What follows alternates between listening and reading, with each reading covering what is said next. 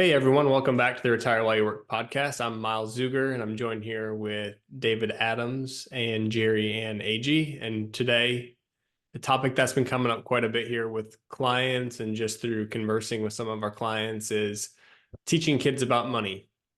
I think when we all internally here talk about the way that we learned about money in school, it was pretty non-existent. I think I remember maybe 2 weeks where they taught us maybe how to balance a checkbook, and I still don't know that I can actually balance a checkbook, especially because you don't really have to do it with banking essentially being completely online. And so I think it's getting harder and harder for this topic to teach your kids about money and the value of money, especially in today's world. And so it's something that we just kind of wanted to touch on and explore with you all today.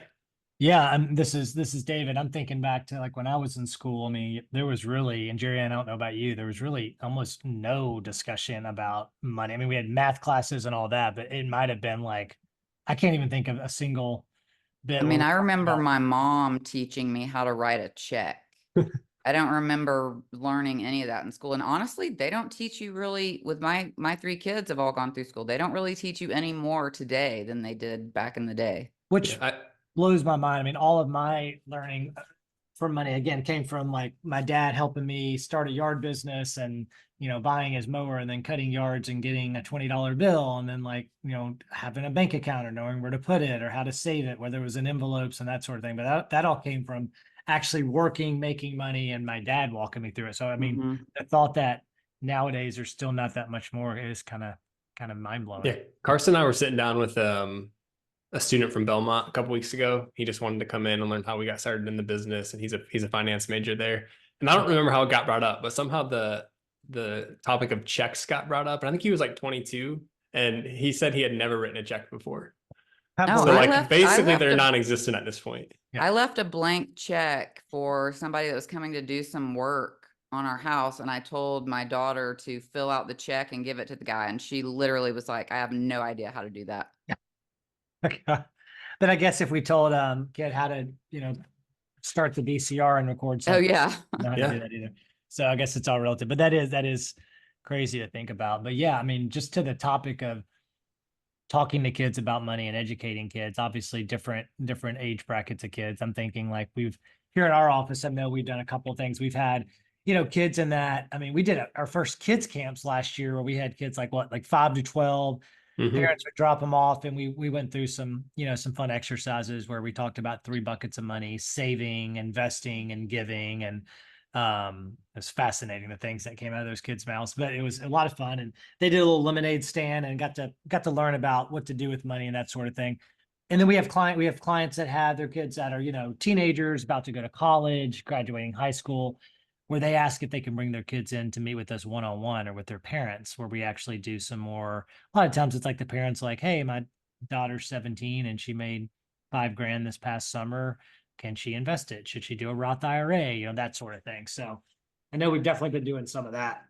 Yeah, and I think the easiest things I think we saw with the lemonade stand, I feel like that was one of the kids' favorite parts of that day was that just the hands-on part of money and like allowing them to start a small business, so to speak, and Right. go out. And we had them running up and down the street marketing with adult supervision, and Right. so we didn't lose any of them, and just teaching them how to market it, how to make a product, and then sell it, and then at the end, we divided up some of the cash amongst them. And I think we did the classroom style stuff as well, but I think just getting hands-on experience with them was probably for the most fun for them, and they learned the most through doing that, I would Yeah, imagine. I agree. The interaction, like you said, the whole cycle of like, okay, how do I get money to begin with? Well, I've got to have a job or I've got to go and produce something of value. And then that Or means, what do I do with the money once I have it? yeah, Yeah. or I got to go talk to people to ask if they'll buy my product, which, a lot of, social skills are changing these days with technology and everything. So forcing them to get out and say, hey, excuse me, I know you're eating lunch. Can I ask you if you'd like to buy a glass of lemonade? That sort of thing. Like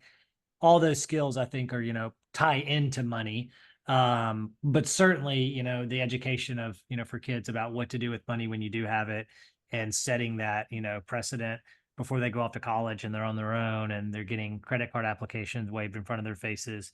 Really, really important. And so I know we're trying to do that, but we can only, touch so many, clients, children's, situations as they come to us. But just from a broad perspective, I think, there needs to be more education out there. So I think it's also based on, I think if you start early teaching them the basics, kind of like we did in our kids camp with just, here's your money. How much do you want to save? How much do you want to give? What do you want to buy? That kind of thing. And the earlier you start with that, the better they're going to be with money. I mean, with my kids being older now, I definitely try to hammer home the 3 buckets of money. And so with them being older, that is making sense to them. Like my oldest daughter has that down pat. She has her pay herself first into her emergency savings and her 401k. Then she has her, she pays her bills and rent. Then she has her little stock account. And right. so my other daughter has no idea what's going on with money. What were maybe a couple of things you did with them when they were younger, like maybe like 10 years old? How did you start early at that age? As the only person on this we always episode with started kids. with an allowance. Yeah.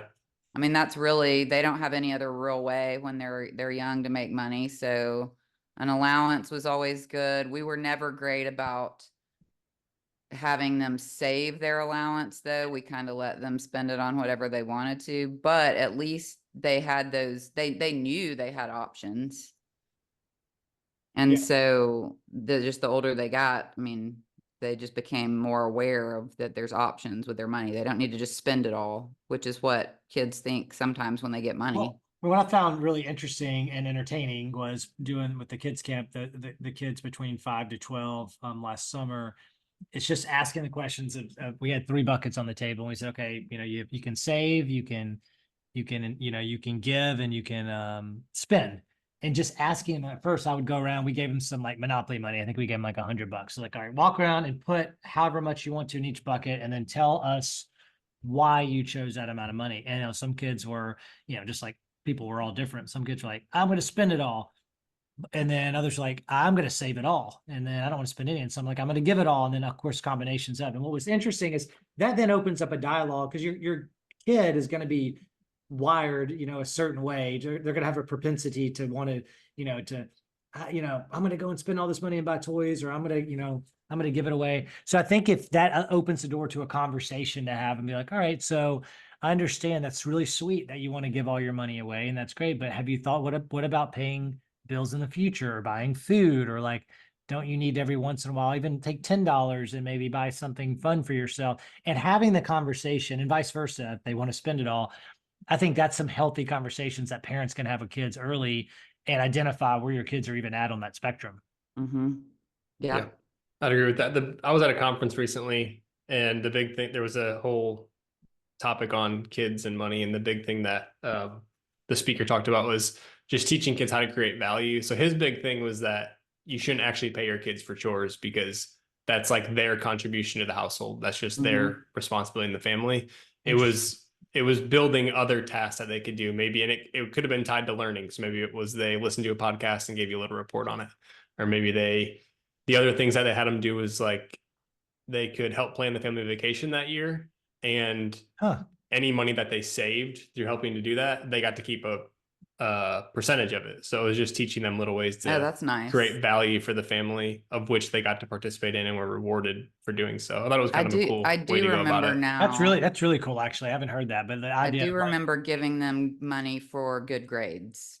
Mm-hmm. Yep, I got that. That was very motivational for them. I'd give them a certain amount for every A. Yeah. Yeah, I think we had that too. I mean, I remember like an A was this amount, and then a B might be this amount. And then, that was rewarding you for effort, a job at that time. And then that is interesting though, like the chores around the house, the basic chores, just being like, that's your ticket. That's your job. That's your job. That's your ticket to having, to entry into this house and being able to have all the food that mom and dad make and that sort of thing, and a nice place to sleep. Very interesting. The other thing he talked about too was that you should never like buy if your kids are going to a birthday party for a friend, you should never buy the present that they're going to give to their friend. You should make them use their own money that they earned to buy that present, because if you buy it and then they go to the party, they're just going to set it on the table and it's kind of over with. But if they've like handpicked that gift, paid for it, he said like kids are on the edge of their seat waiting for their friend to open that present, because they're much more bought into this gift that they bought them. Like Yeah. how much do you like your friends? Yeah. I mean, How really, much- yeah, it is kind What of can I get for how much are you willing to $10? spend I'm on just them? kidding. Yeah. But even that thought process with kids, having for them to have to go through that mental routine of deciding those things teaches them a lot about money versus if you're just totally like disconnected from it, like, I don't know what you got. Like mom bought Yeah. this or dad bought this. Yeah. A lot of opportunities to educate. The main thing is just to have some sort of plan, to help educate, to help educate your kids, and then allowing, we enjoy it. That's something, obviously, people that are listening that are clients of ours, that's they should know that we do that. And if you don't, certainly let us know. We're happy to talk to your kids. And I'm sure there's different programs. I know there's different books once you get up into the teenage years. But yeah, I'm still just like sitting here ruminating on the fact that schools don't have like an entire semester course on money 101. Cause I mean, we should be teaching, the basics of like credit and debt, just understanding like, hey, so, obviously not a 5-year-old, but I mean, even young kids, you could say, I okay, mean, so budgeting, they if you should borrow learn about money, budgeting. debt, you just say borrow money. So, okay, hey, mom and dad, I've got $5. I want to buy my friend a birthday present, but it costs 20. It's like, okay, do you want to borrow $15? Well, what does borrowing mean? Well, you'll have to pay it back. Like, ooh, I don't want to pay you back. Just them getting to understand the mechanics of working, making money, spending money you have, or spending money you don't have, which is debt. And sometimes how debt can be used as they get older, then they understand what borrowing is. But you can say, remember how you used to borrow money, you didn't like it? Well, borrowing money to buy a house, that's okay. That actually makes sense because a house is so expensive and the biggest purchase of your life. So therefore it's okay to use the bank for that, to kind of help them understand the differences. And I think, there's a great opportunity there for sure.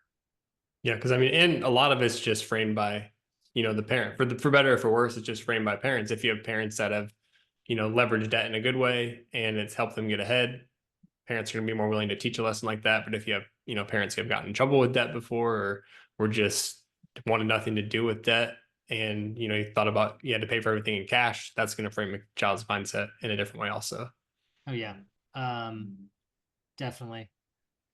I remember, yeah, I mean, like I remember just getting allowance, getting money for grades, and then how, then starting your yard business and how much different that was, and like actually being out there and sweating, and then having the lawnmower break down, and then, oh, now I got to get, my dad's like, well, we got to get it fixed, and how much is that going to be? So like so many things, by actually getting involved is the main thing that Yeah, I think getting involved and teaching them along the way instead of just doing it for them or paying for it for them, or sure. not making it a real issue for them because you're just taking care of it. Right. Even if you got $20 million and you can afford to do it, it's just the concept of teaching them. I remember like some of the biggest lessons I learned about the value, kind of understanding the comparing prices and the concept of value, was my dad was in retail. So as a kid, I'd go to like, my mom would take me to the store and I'd walk around and see the price of clothes. I'm like, Dad, what is, so 30% off at 20? Why is that?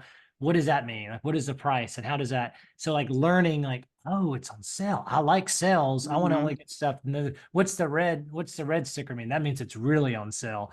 Things like that. Like just having kids involved when they go to the grocery. It's like, hey, eggs are, gosh, used to be, I was supposed to say $3, $10. Eggs are $10 a dozen, and they can understand, okay, wow, $10, that's a lot. Like, okay, well, like for them to start to have the concept, like, but that ice cream cone, how much was that, Mom? Well, that was $5. I'd rather have 2 ice creams. Just, I think that's important. Just getting the brain thinking of what is the perceived value of X versus Y. Yep. Yeah. I think that can be done by starting early and just educating them along the way, like you said, Jeri Anne. Yep.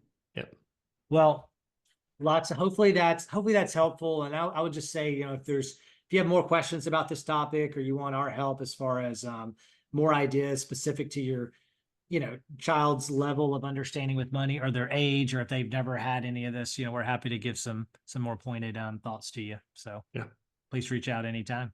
Awesome. Thanks for joining us today, everyone. All right. We'll be back. See you all soon.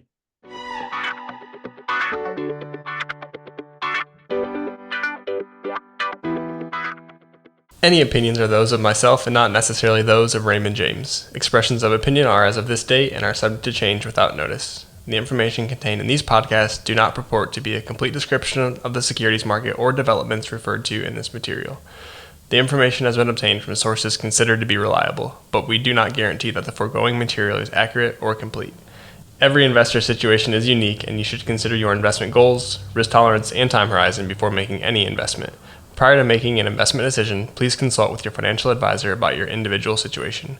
Any hypothetical examples are for illustration purposes only. Actual investor results will vary. Raymond James does not provide legal or tax services. Please discuss these matters with the appropriate professional.